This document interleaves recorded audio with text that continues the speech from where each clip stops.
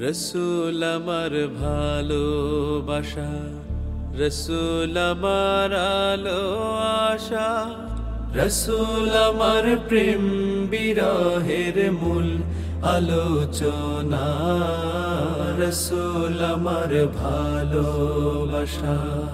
আসসালামু আলাইকুম ওয়া রাহমাতুল্লাহি ওয়া বারাকাতুহু। ইন্নাল হামদালিল্লাহ ওয়াসসালাতু ওয়াসসালামু আলা রাসূলিল্লাহ ওয়া বা'দ। প্রিয় দর্শক, কাছে দূরে বিশ্বজুড়ে যে যেখান থেকে এই মুহূর্তে এনটিভির পর্দায় দেখছেন, ফ্রেশ প্যাকেজড ড্রিঙ্কিং ওয়াটার নিবেদিত সিরাতুন নবী সাল্লাল্লাহু আলাইহি ওয়াসাল্লাম, আপনাদের সকলকে আন্তরিক মোবারকবাদ জানাচ্ছি আমি নিজাম বিন মুহিব। প্রিয় দর্শক, আমরা প্রতিদিনের পর্বে রাসূলুল্লাহ সাল্লাল্লাহু আলাইহি ওয়াসাল্লামের জীবনের কোনো একটা পার্ট নিয়ে আলোচনা করে থাকি। যথারীতি আজকেও গুরুত্বপূর্ণ একটি বিষয়ে আমরা আলোচনা শুনব ইনশাআল্লাহ। আলোচনা করবার জন্য জানিয়েছি আমন্ত্রণ একজন বিদগ্ধ স্কলারকে। চলুন সম্মানিত অতিথির সঙ্গে শুরুতেই আপনাদেরকে পরিচয় করিয়ে দিচ্ছি। আজকে আমাদের আমন্ত্রণ গ্রহণ করে স্টুডিওতে এসেছেন বাংলাদেশের খ্যাতিমান স্কলার, আস-সুন্নাহ ফাউন্ডেশনের সম্মানিত চেয়ারম্যান শেখ আহমদুল্লাহ।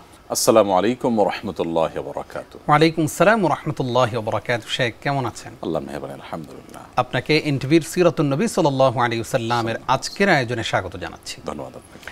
প্রিয় দর্শক, আজকে আমরা শাইখের কাছ থেকে জানতে চাইব মক্কায় অত্যাচারিত হওয়ার পর নবী সাল্লাল্লাহু আলাইহি ওয়াসাল্লামের পদক্ষেপগুলো কি ছিল।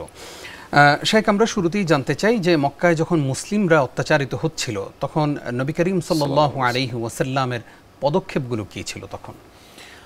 ধন্যবাদ আপনাকে। আলহামদুলিল্লাহ, ওয়াসসালাতু ওয়াসসালামু আলা রাসূলিল্লাহ বা'দ।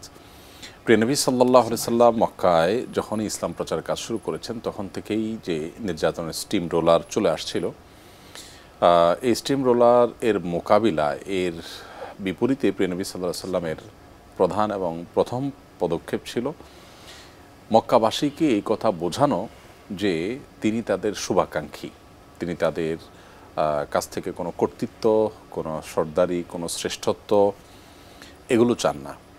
তিনি আসলে কোনো কর্তৃত্ববাদ প্রতিষ্ঠা করবার জন্য নতুন কোনো চিন্তার আগমন করেননি বা আনয়ন করেননি। এই ধারণাটা তাদের মধ্যে যেন বদ্ধমূল হয় সেটা মনে প্রাণে তিনি তাদেরকে বোঝাবার চেষ্টা করেছেন। তাদের জুলুম, তাদের নিপীড়ন, নবী সাল্লাল্লাহু আলাইহি ওয়াসাল্লামকে নিয়ে নিন্দাবন্ধ করা, তাকে শারীরিক মানসিকভাবে আঘাত করা, তার অনুসরণ করে যারা ইসলামে আসছেন তাদেরকে নানাভাবে হেনস্থা করা, আঘাত করা শারীরিকভাবে মানসিকভাবে, এগুলোর বিপরীতে প্রাথমিকভাবে নবী সাল্লাল্লাহু আলাইহি ওয়াসাল্লাম প্রতিরোধমূলক কোনো ব্যবস্থা সেটা নবী সাল্লাল্লাহু আলাইহি ওয়াসাল্লাম নেননি। এই না নেওয়ার অন্যতম প্রধান কারণ হলো মক্কাবাসীকে অন্তত এইটুকু বোঝার সুযোগ করে দেওয়া যে আসলে নবী সাল্লাল্লাহু আলাইহি ওয়াসাল্লামের এখানে কোনো কর্তৃত্ব প্রতিষ্ঠা করা উদ্দেশ্য নয় এবং গায়ের জোর প্রতিষ্ঠা করা এটা তার কোনো লক্ষ্য নয়।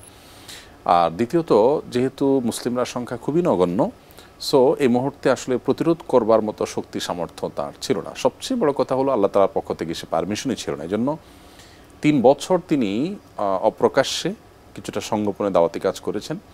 আর পরবর্তীতে যখন প্রকাশ্যে দাওয়াতি কাজ করার নির্দেশ আল্লাহ দিয়েছেন কোরআনের একটি আয়াতের মাধ্যমে, সেটি হলো আনজির আশিরাতাকাল আকরাবিন। আল্লাহ বলেছেন আপনি আপনার নিকট আত্মীয় স্বজনদেরকে সতর্ক করুন আখিরাতের বিষয়ে, আল্লাহর পকড়াওর বিষয়ে, শিরক থেকে, হারাম থেকে, তাদেরকে কুফর থেকে আপনি সতর্ক করুন। তো এই বিষয়ে যখন তিনি প্রকাশ্যে দাওয়াতি কাজ শুরু করেছেন তখনই মূলত নির্যাতন স্টিমুলগুলো আসতে ছিল এবং তখনই নবী করিম সাল্লাল্লাহু আলাইহি সাল্লাম তারা যতই আঘাত করেন নবী সাল্লাল্লাহু আলাইহি সাল্লাম তাদেরকে বোঝাবার চেষ্টা করেন যে আমি তোমাদের কাছে আল্লাহর রাসূল হয়ে এসেছি, তোমাদেরকে আমি সতর্ককারী হয়ে এসেছি, তোমাদেরকে আমি সুসংবাদ দাতা হিসাবে এসেছি, তোমাদের কল্যাণ কামনা করা আমার উদ্দেশ্য। এবং নানা যুক্তি তর্ক এর মাধ্যমে মূলত নবী সাল্লাল্লাহু আলাইহি ওয়াসাল্লাম তাদেরকে কনভিন্স করার চেষ্টা করেছেন। আর এর বিপরীতে আত্মরক্ষার জন্য স্বপ্রণোদিত হয়ে যতটুকু স্ব-উদ্যোগে যতটুকু করা যায় ততটুকু আত্মরক্ষার ব্যবস্থা তারা করেছেন বা চেষ্টা তারা করেছেন। অর্থাৎ তারা যে নবী সাল্লাল্লাহু আলাইহি ওয়াসাল্লামের প্রতি নির্যাতন করেছেন, তারা হয়তো পাটকেল মেরেছেন বা ইট মেরেছেন, নবী সাল্লাল্লাহু আলাইহি ওয়াসাল্লাম যে পাটকেল মারারও চেষ্টা করেছেন ব্যাপারটা কিন্তু তা নয়। মক্কার পুরো জীবনটাতেই নবী সাল্লাল্লাহু আলাইহি ওয়াসাল্লাম শুধুমাত্র সহ্য করে গেছেন। আমরা বলতে পারি মুসলমানদেরকে, নবী সাল্লাল্লাহু আলাইহি ওয়াসাল্লাম তার অনুসারীদেরকে ধৈর্যের প্রশিক্ষণ দিয়েছেন পুরো মক্কার জীবনে। অর্থাৎ নির্যাতনের এবং জুলুমের বিপরীতে তিনি কিভাবে সবর করতে হয় তার পরাকাষ্ঠা তিনি দেখিয়েছেন। অবশ্য মদিনার জীবনে গেলে যে তা বেসবর হয়ে গেছেন তা নয়, সেখানে কিছুটা প্রতিরোধ করার চেষ্টা করেছেন, কিন্তু সেটাও অবশ্যই সীমার মধ্যে থেকে, কারণ আল্লাহ তাআলা কোরআনে বারবার করে বলেছেন যে ইন্নাহু লা ইউহিব্বুল মুআতাদিন, আল্লাহ সীমা লঙ্ঘনকারীকে পছন্দ করেন না। এত জুলুম, এত নির্যাতন মক্কার মানুষরা করেছে যে যেই নবীকে, যে মুহাম্মদ সাল্লাল্লাহু আলাইহি সাল্লামকে তারা তাদের মুখে আল আমিন বলতে বাধ্য হয়েছে, তার বিশ্বস্ততার কারণে তাকে বিশ্বস্ত হিসাবে তারা উপাধি দিয়েছে, পদক দিয়েছে রীতিমতো। সেই রকম একজন ব্যক্তিকে তারা তার মুখমণ্ডলে পবিত্র চেহারা মুবারকে থুতু নিক্ষেপ করার মতো এরকম ভয়ঙ্কর দুঃসাহস তারা দেখিয়েছে। এবং তারা নবী করিম সাল্লাল্লাহু আলাইহি সাল্লাম সেজদা যখন গেছেন তখন তার শরীরের উপরে ওটের নাড়ি ভুড়ি, বাচ্চাদানি ইত্যাদি, পেটের ভিতরকার ময়লা আবর্জনা, এগুলো তার পিঠের উপরে, মাথার উপর দিয়ে রেখেছেন। এই রকম নোংরামি এবং এই ধরনের জঘন্য কর্মকাণ্ড তারা করেছে। কিন্তু নবী করিম সাল্লাল্লাহু আলাইহি সাল্লাম গোটা বিশ্ব মানবতার জন্য কিভাবে রাহবার হয়েছেন, কিভাবে গোটা বিশ্ব মানবতাকে জীবনের সবচেয়ে কঠিন সময়গুলোকে, কঠিন চ্যালেঞ্জগুলোকে ওভারকাম করতে হবে, তার শিক্ষা তিনি কিভাবে দিয়েছেন মক্কার জীবন থেকে, সেটা কিন্তু খুঁজে পাওয়া যায় যে এত কিছুর পরও একজন মানুষ কিভাবে অটল অবিচল থাকে। তো নবী সাল্লাল্লাহু আলাইহি সাল্লাম মূলত সবর, তাদেরকে বোঝানো, তাদেরকে কনভিন্স করার চেষ্টা, এগুলোর মধ্য দিয়ে তাদের অত্যাচার নিপীড়নের মোকাবেলা করার তিনি চেষ্টা করেছেন। জাযাকাল্লাহ খাইর উস্তাদ। আমরা জানতে চাই যে নবী সাল্লাল্লাহু আলাইহি ওয়াসাল্লামের সেই সময় সাহাবীরা যখন অত্যাচারিত হচ্ছিল, তিনি নিজেও অত্যাচারিত হচ্ছিলেন আপনি বলছিলেন, তখন তার এমন কোন গুণ ছিল যেই গুণে মুগ্ধ হয়ে সাহাবীরা দৃঢ়চেতা হয়েছে, আরও সাহস পেয়েছেন? সেই রকম কয়েকটা গুণ যদি আমাদের সামনে উপস্থাপন করতেন, আমরা অনুসরণ করার চেষ্টা করব। ধন্যবাদ আপনাকে। মূলত এখানে সবচাইতে বড় যে চালিকা শক্তি ছিল, সবচাইতে বড় যে অনুপ্রেরণা ছিল সাহাবীদের জন্য জুলুম সহ্য করার ক্ষেত্রে, সেটি হলো ইমানের শক্তি। নবী করিম সাল্লাল্লাহু আলাইহি সাল্লাম সাহাবীদের মধ্যে ইমানের বীজটাকে সঠিকভাবে বপন করেছিলেন। যথাযথভাবে বপন করার ফলে একজন মানুষ যখন দেখে আমার 5 টাকা গেলে 10 টাকা আমি পাবো, তখন তার 5 টাকা যাওয়ার কষ্ট, এটা তার কাছে কোনো কষ্ট নয়, বরং এটা তার জন্য অনেক বড় প্রাপ্তির জন্য ইনভেস্টমেন্ট এবং বড় স্বপ্নের জন্য প্রচেষ্টা হিসাবে কাজ করে। একজন ইমানদার যখন আল্লাহর এই আয়াত জানতে পারে, ইন্নাল্লাহা আশতারা মিনাল মুমিনিনা আনফুসাহুম ওয়া আমওয়ালাহুম বিআন্না লাহুমুল জান্নাহ, আল্লাহ ইমানদারদের জীবন এবং সম্পদ এর বিনিময়ে তাদেরকে জান্নাত দিতে চান, তখন ইমানদার হিসাব মিলাবার চেষ্টা করে যে আমার অনন্তকালের সুখ, অনন্তকালের সমৃদ্ধি, এটা প্রাপ্তির জন্য আমার সাময়িক এই ক্ষুদ্র জীবনকে যদি আমি বিসর্জন দিই, তাহলে এটা কোনো আমার জন্য এটা কোনো লসের কোনো প্রজেক্ট নয়। আমরা রাসূল সাল্লাল্লাহু আলাইহি ওয়াসাল্লামের জীবনীর কোনো একটা অংশ প্রতি পর্বেই আমরা আলোচনা করে থাকি। আজকে মক্কায় অত্যাচারিত হওয়ার পরে নবী সাল্লাল্লাহু আলাইহি ওয়াসাল্লামের পদক্ষেপগুলো কী ছিল, সাহাবীদের মনোবল কেমন ছিল, সেই সব বিষয় নিয়ে সাজিয়েছি আজকের এপিসোড। আলোচনা করছেন ওস্তাদ শেখ আহমদুল্লাহ। শেখ, আপনি আলোচনা করছিলেন যে অত্যাচারিত হওয়ার পরে মুসলমানদের মধ্যে ঈমানের বীজ নবী করিম সাল্লাল্লাহু আলাইহি ওয়াসাল্লাম বপন করতে পেরেছিলেন। বাকি অংশ শুনুন। অত্যাচারিত হওয়ার আগেই, এটি শুধু অত্যাচারিত পরেই নয়, বরং এই বীজটা আগে থেকেই বপন করতে তিনি পেরেছিলেন, এবং সেই বীজ বপন করার ফলেই কিন্তু সাহাবীদের এতগুলো জুলুম, নির্যাতন, এতগুলো অত্যাচার সহ্য করাটা তাদের জন্য সহজ হয়েছে এবং খুব ইজি হয়েছে। নবী করিম সাল্লাল্লাহু আলাইহি সাল্লাম তিনি যেহেতু সাহাবীদের মধ্যে ঈমানে বীজ বপন করতে পেরেছেন, আমরা বিরতির আগে যেটা বলছিলাম, সেই বীজ বপন করার ফলে সাহাবীদের কাছে জীবন দেওয়াটা কোনো বিষয় ছিল না। কারণ জীবন দিলে যদি আমি অনন্তকালে জান্নাতে প্রবেশ করে যেতে পারি, যার শুরু আছে কোনো শেষ নেই, তাহলে কেন আমি সেই অপশনে যাব না? এই একটি বিষয় কিন্তু মুসলমানদেরকে সবচেয়ে বেশি অনুপ্রেরণা দেয়। মুসলমানদের অনুপ্রেরণা সবচেয়ে বড় শক্তি হলো তাদের ঈমানের শক্তি। যাদের আল্লাহর প্রতি বিশ্বাস নেই, যারা আখিরাতের প্রতি বিশ্বাস নেই, দুনিয়ার যে কোনো কষ্ট, দুনিয়ার যে কোনো দুঃখ, দুনিয়ার যে কোনো টেনশন বা পেরেশানি, এটা তাদেরকে দুমড়ে মুচড়ে শেষ করে দেয়। কারণ তার তো আসলে এই দুনিয়াটাই সব কিছু। সো এখানে যদি তার কোনো অ্যাচিভমেন্টের কোনো ঘাটতি হয়, কোনো অর্জন তার না হয়, তাহলে সেক্ষেত্রে তার তো হতাশ হওয়ার যথেষ্ট কারণ আছে, তার তো আসার কোনো জায়গা নেই, ইমানদার তো হতাশ হওয়ার কোনো কারণ নেই। এই একটা সুপ্ত শক্তি মূলত ইমানদারদেরকে অনেক দূর এগিয়ে যেতে সাহায্য করেছে এবং মুসলমানদের মনোবল বৃদ্ধি করতে এবং তাদের দৃঢ়পদ রাখতে, তাদের ধৈর্য ধারণ করতে নবী করিম সাল্লাল্লাহু আলাইহি ওয়াসাল্লামের কিছু ব্যক্তিত্বের গুণাবলীর প্রভাব ছিল সন্দেহাতীতভাবে অনেক বেশি। তার মধ্যে থেকে তার যে লিডারশিপ ছিল, তার যে নেতৃত্ব ছিল, একজন আদর্শ নেতার যত গুণাবলী সব তার মধ্যে ছিল। যেমন এর মধ্যে একটা হলো, নবী করিম সাল্লাল্লাহু আলাইহি ওয়াসাল্লাম নিজেই কিন্তু নির্যাতনের মুখোমুখি হয়েছেন। ব্যাপারটা যদি এমন হতো যে নবী সাল্লাল্লাহু আলাইহি ওয়াসাল্লাম সেফ সাইডে থাকতেন আর সাহাবীরা আপনার নির্যাতনের মুখোমুখি হতেন, তাহলে সাহাবীদের মনোবল ভাঙার একটা প্রশ্ন উঠতো যে তাদের মনোবল ভাঙার সুযোগ হয়েছে কিনা। কিন্তু আমরা দেখেছি যে ওটের নাড়ি বুড়ি তার পিঠের উপর রেখে দেওয়া, তাকে হত্যার জন্য ষড়যন্ত্র করা, তাকে ফিজিক্যালি আক্রমণ করা, মানসিকভাবে তাকে পর্যদস্ত করা, 3 বছরের সেই আপনার যে অবরোধ হয়েছে সেই অবরোধের মধ্যে নবী সাল্লাল্লাহু আলাইহি ওয়াসাল্লামকেও ঢুকায় ফেলা, যাকে সবচেয়ে বিশ্বস্ত বলেছে তার সাথে এই আচরণগুলো, এটা নবী সাল্লাল্লাহু আলাইহি ওয়াসাল্লামকেও আপনার এই কষ্টের মধ্যে ফেলেছে। আপনি পরবর্তীতে যে কোনো যুদ্ধে খন্দকের সময় দেখবেন পরিখা খননে তিনি নিজে নেমে গিয়েছেন। আজও অনেক নেতারা নামেন, কিন্তু সেটা হয় ফটো সেশনের জন্য, সেটা হয় সাময়িক সময়ের জন্য, জাস্ট ফুটেজ নেওয়া শেষ হয়ে গেলে তারা উঠে যান।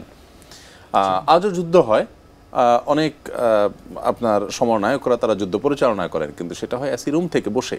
নবী করিম সাল্লাল্লাহু আলাইহি ওয়াসাল্লাম যদিও সে যুগে সে অপশনই ছিল না, সম্মুখ সমর ছিল, কিন্তু এরপর নবী সাল্লাল্লাহু আলাইহি ওয়াসাল্লাম প্রত্যেকটা যুদ্ধে বা প্রতিটা ক্রাইসিসে তিনি সামনে থেকে সাহাবীদেরকে সাহস জুগিয়েছেন, যেটা একজন প্রকৃত লিডারের কাজ। এরপর নবী করিম সাল্লাল্লাহু আলাইহি ওয়াসাল্লামের যে গুণে সাহাবীরা অনেক বেশি ধৈর্যশীল ছিলেন, তোমাদের থেকে আরেকটি গুরুত্বপূর্ণ দিক হলো যে তিনি সাহাবীদের প্রত্যেকটা কষ্টকে তিনি অনুভব করেছেন এবং সেটাকে লাঘবের জন্য চেষ্টা করেছেন। কোনো ক্ষেত্রেই নবী সাল্লাল্লাহু আলাইহি ওয়াসাল্লামের নিজের সততার কোনো ঘাটতি যেহেতু থাকার কোনো প্রশ্নই ওঠে না, এবং সেই জায়গা থেকে সাহাবীরা কিন্তু মনোবল পেয়েছেন অনেক বেশি। তারা নিশ্চিত হয়েছেন যে নবী সাল্লাল্লাহু আলাইহি ওয়াসাল্লাম আমাদেরকে যে স্বপ্ন দেখাচ্ছেন চূড়ান্ত বিজয়ের কথা, তিনি নিজে এটাতে প্রচণ্ড রকমের বিশ্বাস লালন করেন। তার নিজের মধ্যে কোনো ধোঁয়াশা নেই, কোনো সন্দেহ নেই যে তার আদর্শ জয়ী হবেই। ওয়ালা তাহিনু ওয়ালা তাহজানু আনতুমুল আ'লাউনা ইন কুনতুম মুমিনিন। পেরেশান হওয়ার কোনো কারণ নেই, মনোবল হারাবার কোনো কারণ নেই, তোমরাই জয়ী হবে যদি ইমানদার হয়ে থাকো। এই যে চূড়ান্ত কথা নবী সাল্লাল্লাহু আলাইহি ওয়াসাল্লাম নিজে তার আচরণে, তার কথাবার্তায়, তার কাজকামে সেটা ফুটে উঠেছিল। তার জীবনে কখনো হতাশা তাকে কখনো গ্রাস করেনি। আপনি দেখবেন মক্কার জীবন এবং মদিনার জীবন যদি অ্যানালাইসিস করেন, কেউ যদি নির্মোহভাবে পাঠ করে, অন্য ধর্মাবলম্বীও যদি হয়, ইসলামের সমালোচকও যদি হয়, তিনি যদি নির্মোহভাবে দেখেন, তিনি দেখতে পাবেন নবী সাল্লাল্লাহু আলাইহি ওয়াসাল্লামের জীবনে এত বাধার পাহাড়ে তিনি কোনো একটি মুহূর্তের জন্য ভেঙে পড়েছেন, ডিপ্রেসড হয়ে গেছেন, সামনে কাউকে দেখলে এখন সহ্য করতে পারছেন না, তার এখন মন মেজাজ অনেক খারাপ, তিনি মন ভেঙে মন মারা হয়ে আশাহত হয়ে গেছেন, এরকম কখনো ছিল না। যেই নেতার মধ্যে এই গুণ থাকে যে পাহাড় সম বাধা তার কাছে কোনো ইস্যুই না, তার বিশ্বাস, তার ঈমান চূড়ান্তভাবে শক্ত এবং তা দৃঢ় যে আল্লাহ তাআলা তাকে সাহায্য করবেনই এবং তিনি বিজয়ী হবেন, শুধু সময়ের অপেক্ষা মাত্র। এটা যখন নেতার মধ্যে থাকে তখন অনুসারীদের মধ্যে তার প্রভাব কিন্তু থাকেই। নবী সাল্লাল্লাহু আলাইহি ওয়াসাল্লামকে যেহেতু আল্লাহ নিজে হাতে গড়ে তুলেছেন এইভাবে, এই মনোবল দিয়ে, এই মানসিক শক্তি দিয়ে, এই সাহসিকতা দিয়ে, এই বীরত্ব দিয়ে, এই দৃঢ়চেতা মনোবল দিয়ে, এটা অন্য কাউকে পৃথিবীতে আল্লাহ সৃষ্টি করেনি, এটা আল্লাহ প্রদত্ত, যার ফলে তার অনুসারী সাহাবীদের মধ্যেও কিন্তু সেটা রিফ্লেক্ট হয়েছে এবং তার প্রভাবে কিন্তু তারা এই কঠিন নির্যাতনের মধ্যেও দৃঢ়পদ থাকতে পেরেছেন। আজও আমাদের সেরকম নেতৃত্বের প্রয়োজন, সেরকম যোগ্যতার প্রয়োজন এবং সেই গুণাবলীকে আবারও ধারণ করার প্রয়োজন। খুবই দারুণ একটা পয়েন্ট আপনি আমাদের সঙ্গে শেয়ার করেছেন। আমরা নবী সাল্লাল্লাহু আলাইহি ওয়াসাল্লামের এই আদর্শে, এই গুণে গুণান্বিত হতে চাই, আল্লাহ সেই তৌফিক দান করুক, আমিন। শেখ, আমরা অনুষ্ঠান শেষ করব। আমি সর্বশেষ যে পয়েন্টে আপনার কাছ থেকে আমরা আলোচনা শুনতে চাই তা হচ্ছে অত্যাচারের একটা পর্যায়ে রাসূল সাল্লাল্লাহু আলাইহি ওয়াসাল্লাম আবিসিনিয়া হিজরতের জন্য মুসলিমদেরকে অনুমতি দিয়েছিলেন। এই যে হাবশায় তারা সফর করলেন, হিজরত করলেন, এটা কি মুসলিমদের মধ্যে নতুন কোনো দিগন্ত উন্মোচিত হয়েছিল? হ্যাঁ, সন্দেহাতীতভাবে এটাকে বলতে পারেন যে আমরা যে বিষয় আজকে আলোচনা করছি, মক্কাতে যে জুলুম নির্যাতন চলছিল মুসলমানদের উপরে, ওই মুহূর্তে নবী সাল্লাল্লাহু আলাইহি ওয়াসাল্লামের পদক্ষেপগুলোর একটা, যেটা আপনি এখন তুলে ধরেছেন, অর্থাৎ নবী সাল্লাল্লাহু আলাইহি ওয়াসাল্লাম শুধু তাদেরকে বুঝিয়েছেন আর নির্যাতন সয়ে গেছেন তা নয়, যখন দেখেছেন যে না কোনোভাবেই মক্কার এই মানুষগুলো, কুরাইশরা, তারা কোনোভাবে বুঝতে অপারগ এবং জুলুম কোনোভাবে থামছে না এবং কোনো ক্ষেত্রে সীমা ছাড়িয়ে চলে যাচ্ছে, তখন মুসলিমদের একটা অংশকে, তাদের মধ্যে কিছু নারী আছেন, তার চাচা ছিলেন, তার কন্যা ছিলেন, সাহাবীদের অনেকে ছিলেন, তাদের একটা অংশকে তিনি ইথিওপিয়াতে বা হাবশাতে পাঠিয়ে দিলেন। এই যে আবিসিনিয়া বা হাবশাতে পাঠিয়ে দিলেন তাদেরকে, এটা অনেকটা সংগোপনে। এর একটা বড় উদ্দেশ্য ছিল যে মুসলমানদের একটা অংশ পৃথিবীর কোনো একটা প্রান্তে যেন থাকে, মক্কাতে তারা সর্বগ্রাসী যদি জুলুমও চালায় এবং গণহত্যাও চালায়, অন্তত মুসলমানদের একটা অংশ কিন্তু তখন পৃথিবীর একটা প্রান্তে নবী সাল্লাল্লাহু আলাইহি ওয়াসাল্লামের যে দাওয়াত সেটার ধারক হিসাবে তারা টিকে থাকবে। দ্বিতীয়ত, এখান থেকে তারা যারা যাবে সেখানে মুসলমানদের সম্পর্কে, নবী সাল্লাল্লাহু আলাইহি ওয়াসাল্লাম সম্পর্কে তাদেরকে জানাবার সুযোগ আছে, যেটা তারা করেছেন। এবং সেখানে গিয়ে আমরা জানি নাজাশী বাদশাহ নবী সাল্লাল্লাহু আলাইহি ওয়াসাল্লামের বিবরণ শুনে, বর্ণনা শুনে তিনি বুঝতে পেরেছেন তিনি সত্য নবী, ঈমান এনেছেন। তিনি একদল লোককে পাঠিয়েছেন। কোরআনে কারীমের 7 নম্বর পারার প্রথম আয়াতে আল্লাহ বলেছেন যে তারা সেই দল যাদেরকে হাবশার বাদশাহ নাজাশী পাঠিয়েছেন মদিনাতে, পরবর্তীতে নবী সাল্লাল্লাহু আলাইহি ওয়াসাল্লামের তেলাওয়াত শুনে, আল্লাহর কালাম শুনে তারা চোখের পানি ছেড়ে দিয়েছেন এবং তারপর তারা ঈমান এনেছেন এবং আরেকটা এলাকা জয় হয়েছে। তো নবী সাল্লাল্লাহু আলাইহি ওয়াসাল্লাম এই জুলুমটাকেও, নির্যাতনের সময়টাকে একটা সম্ভাবনার একটা সূত্র হিসাবে আবিষ্কার করে সেখানে নতুন একটা সম্ভাবনার দুয়ার উন্মোচন করেছে। জাযাকাল্লাহু খাইর উস্তাজ। আমরা রাসূল সাল্লাল্লাহু আলাইহি ওয়াসাল্লামের এই যে অনেকগুলো গুণ জানলাম আপনার কাছ থেকে এবং তার যে কৌশল, সেই কৌশল সম্পর্কেও জানলাম। আপনি কষ্ট করে আজকে আমাদেরকে সময় দেওয়ার জন্য আপনাকে ধন্যবাদ জানাচ্ছি। ধন্যবাদ আপনাকেও। প্রিয় দর্শক, এতক্ষণ যারা আমাদের সঙ্গে ছিলেন আপনাদেরকেও ধন্যবাদ জানিয়ে শেষ করছি আজকের আয়োজন। আপনারা দেখছিলেন সিরাতুন নবী সাল্লাল্লাহু আলাইহি ওয়াসাল্লাম। অনুষ্ঠানটি নিবেদন করছে ফ্রেশ প্যাকেজড ড্রিঙ্কিং ওয়াটার। আজ এই পর্যন্তই। আগামীকালকের পর্ব দেখবার আমন্ত্রণ জানিয়ে আজকের মতো এখানেই বিদায় নিচ্ছি। আমি নিজাম বিন মুহিব। আসসালামু আলাইকুম ওয়া রাহমাতুল্লাহি ওয়া বারাকাতুহু। রসুল আমার ভালোবাসা, রসুল আমার আলো আশা, রসুল আমার প্রেম বিরহের মূল আলোচনা, রসুল আমার কাজে কর্মে অনুপ্রেরণা, রসুল আমার ভালোবাসা।